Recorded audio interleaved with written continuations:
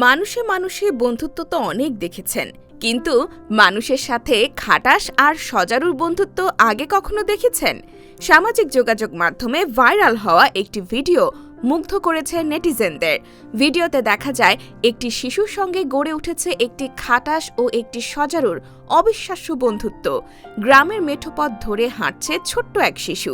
শিশুটির কোলে নিশ্চিন্তে বসে আছে একটি সজারু, আর ঠিক পেছন পেছন আপনজনের মতো হেঁটে চলেছে একটি খাটাস। পুরো পথ জুড়েই প্রাণী দুটি যেন শিশুটির সঙ্গ ছাড়তে নারাজ। তাদের আচরণে নেই কোনো ভয় বা হিংস্রতার ছাপ, বরং ফুটে উঠেছে মায়া, বিশ্বাস আর অদ্ভুত এক বন্ধনের গল্প।